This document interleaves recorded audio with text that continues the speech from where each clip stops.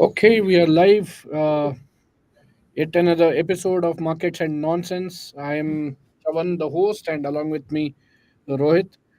Uh, Rohit, teji hi teji hai. The last half an hour has killed it. It's clearly now.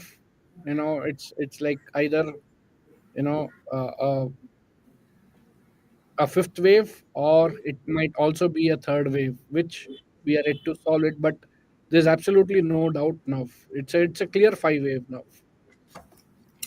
Yeah, it should be a third, I think, ideally in the end. The way Hmm. today's move is, it is more giving signs of third. I was in fact telling that to Jay yesterday, but he was still wanting to be on a back foot. We may be ending 5 or 1, but the sheer size of the candles don't indicate five or an ending pattern. Hmm. But yeah, this has been one of the most nonsense rallies because of the that it has been completely news based. So sort of what ends up happening is that you shake everyone out, and that leaves very little room for anything. Hmm. Everything seems to be going fine now. You know, uh, Especially on the I US have, I China. have, yeah, no, I have. Sorry, go on. I'm Yeah, cutting you off. especially yeah, Uh, especially say like let's consider the global news. The yeah. US China. Solving the trade war issues, and the India Pakistan war. Temporarily getting halted. It's a ceasefire. You know, so the news, the sentiment is there, very very positive, and that has added to the rally most probably. But it's clear five waves now. Rohit, go on. So, what I was really, getting at is that there is one pending issue. Okay, and that's what I was not able to wrap my head around, and why I was still thinking that maybe we should correct first on that issue before we go higher between now and June or July, and that is the US bond market. It's become the most ignored factor. It sometimes is the most watched after factor. In fact, in October of 23, it's what caused markets to fall. And then after that, markets went up a lot. So that was one of the things behind the October sell-off and fear at that point of time. Mm. And since then, bond yields have been in a range. So that time we hit a high of 5%, and then we haven't crossed 5%. It went all the way down to almost 3.6 at one point of time. Then it went back to 4.8, back to 3.8, and now it is currently at 4.5%. Mm. And yesterday it broke out, beyond 4.5. Now the question is that will we again head towards 5? The setup for that to happen is there, and in that environment, can markets keep sorry, pushing higher and higher, is where what I had doubts on. But anybody looking at today's move in the Nifty will think it's a third wave, and I cannot argue with that. But Mm. that's my hidden risk to this move globally, for all markets, is if bond yields continue to spike. That is one last thing that can cause a problem, and I think at some point it will, which will cause the Fed to cave in and start providing liquidity in some way, which means basically they need to buy the US bonds. Whether they do, in how they do it and what means they do it, we don't know. How they will, I don't know whether it involves cutting interest rates only, because that may be one way we think about it, but he may not do that immediately. But if there's a bond market sell off, he may think of buying bonds again, he may think of yield curve control, he may think of multiple theories of what he might think. I'm saying whichever it is, that would be the final turning point. After that, there is no negative. But Mm. that is the last thing pending apart from all this, because the tariffs, the war has all put water over the larger risk of US bond market and the rollover of almost $2 trillion of debt in the second half of this year, both corporate and government combined. That was the fear before, and now is being put on a back burner. One of the things that was happening positive was, okay, money will shift out of US to other markets, and Europe is now stimulating, India will lower rates and stimulate. All those are positives, but I just don't know if there will be any negative impact from the bond market in the interim period at some point of time. So that's the Okay. only thing which can still cause some volatility. After that, it's a bed of roses. No, but just let's go only according to Elliott waves. Keep the bond market aside, keep the dollar aside. What does the wave count indicate at this moment? It's a clear five-wave rise. No, it's not on the daily chart, na, so we have to cook it up. How is it not a five-wave rally? You show me how it is a five-wave rally. You're making see. So I can argue it is, but I can also argue it is not. So it comes down to what argument I want to make. But I would like to think it is. But if Hmm, it is, then you're already in a third wave. hmm. The Yeah, the chances of it weekly. still being a fifth of one, yeah, that chances are a little low, according to me. I Hmm, mean, it's not ideal. It could have been an hmm, expanding triangle at the top. That was one of my considerations, but today's move sort of cancels that out. So, not really my top consideration, but who knows? Markets always surprise. hmm. Okay. So how do you? I mean, I mean, this is see, not the perfect five. We have a rally. We can fit 1, 2, but it's not the perfect five. I would have liked to see. hmm, That's all I'm saying. yeah. But again, RMI is coming to buy today. Yeah, between a daily and hourly chart, so I can fit the fifth in an hourly chart. In the Hmm, daily chart, there was a slight complication, but it can be worked around. yeah. But in that case, I would say it's a third. So that is what I'm just trying to highlight. Hmm, okay. So what sectors you'll be looking at now? If in case, no, I'm still not able to find a positive, Rohit. Still, you're still very looks like very skeptical on this rise. Not sure what I mean. You have already told that bond market is the reason, but I know it has nothing to do with our market, so one can always ignore. And sometimes markets, when they become very strong, they ignore everything. mm, And so, are we at the point where we should ignore? The answer is to some extent yes, because you've gone beyond 61% retracement also in the yes. Nifty 61, 66 retracement level, which was 24,735. We've Mm, hovered around that, and now we are beyond that today. So, in that sense, you cannot be bearish. mm. Even Okay. the mutual fund data sounds very positive. The inflows are back big time, Yeah. and inflows are back big time. So that is going to add a huge liquidity in the market. This is again, the great retail of India is going to push this ahead. Seems like, But but India retail money though has always been there. It's just the yeah, foreign money that is somewhat crawling back now. yes, absolutely. But interesting to see, even FIS have started to buy. That's what You I know, meant. That yeah, foreign money has yes. started to crawl back is the positive sign.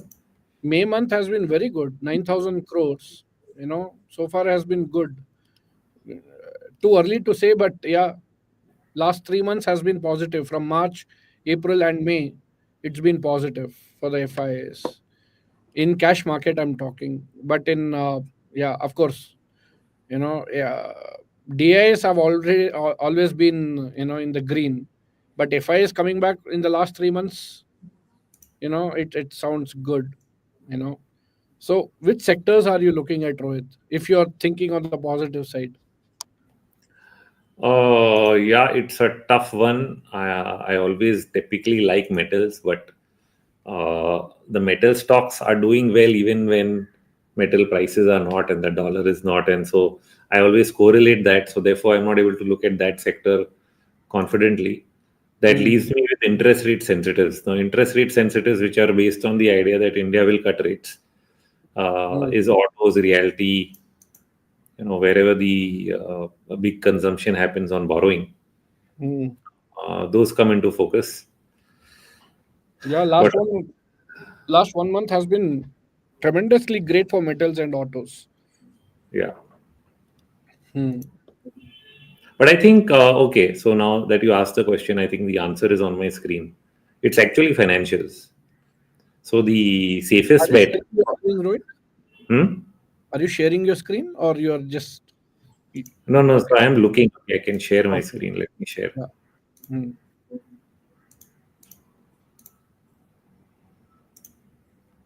Can you see? Yes. Yeah. So this is, if you ask me, the best sector Hmm. is still going to be financials, which was leading the way from the front since I think February. You see, it didn't break the February low even in March. So this was the outperforming sector, and it made a wave to bottom here in April. It didn't Hmm. break the averages, and today also it is holding the 20-day average and moving up. So this, according to me, is actually the winner. And so Hmm. if this market is to go higher from here, this is going to be the one that is going to be leading it. And Okay. I actually on Bank Nifty have drawn a channel. So this channel actually goes all the way to 60,300 or something. Hmm. Okay. So that's quite a lot. I think this is your best case. This is your sector. If you ask me, Yeah. the one I can more confidently bet on is this, where the Beautiful. chart pattern is really clear. Yeah. Even the channeling is so perfect. We are looking at what 60,000. Wow. Okay. Hmm. Yeah. Perfect. Okay. What about gold, Rohit? Gold in this environment does badly. Hmm. Has a five-wave decline now on the hourly chart, though we can argue that the third is short and things like that. But basically, this fall here Hmm. is looking five-ish. Hmm. So I'm a little skeptic, and basically in that whole thing which I talked about, dollar and bond. If the dollar index here as it is rising, gold keeps falling. Gold is basically inversely correlated. Correct. Hmm. So the best phase where the dollar was falling was the best phase, and Hmm. gold went up. Now that is gone. So I don't think there'll be significant upside in gold. There can be short-term bounces. Hmm. You can get a counter trend rally, five-way fall का कुछ retracement हो सकता है, but beyond that, I think it's time for a long overdue consolidation. In Yeah. fact, even the RSI on gold, if I just show you, this is the weekly RSI. It had reached almost 80 something, which is similar to this reading here or this Hmm. reading here. So the Hmm. RSI also was indicative that you're coming to the end of this move, Hmm. and now this month's fall will bring the RSI back below 70. Hmm. Till last month, it was still at 74. So we will come out of overbought territory at least to start with. The next is, will you see the RSI go all the way down here, closer to 54, where it bottomed the last time? And the last one is that more medium term, what is the case? Because if you have completed a five-wave rise from here, then the weekly or monthly cycle even has to see the monthly reading. Monthly RSI has gone to 85 and is just coming off. And even the RMI up here is at the top end of the range. So I think something like what we saw in the previous year in 21, 22, something like this Yeah. is due for gold over here. Some kind of Yeah. a long consolidation where the monthly RMI retracts and then picks up. Okay. So in this phase, then you would rather be in other assets than gold. And if equities are doing well, then Yeah. equities over gold is what I would think right now. So that Just phase, thousand. Yeah. hmm, Just 1,000 points away from the lifetime high Nifty. You know, yeah, the next week, who knows when we meet? We might be celebrating new. all time high. It'll be a The way. surprise. It will be a Yeah. surprise because it will be 3 months of consecutive gain on your seasonality. That is very, very unusual. Hmm. Okay. So when we actually see the strike seasonality on the Nifty, Hmm.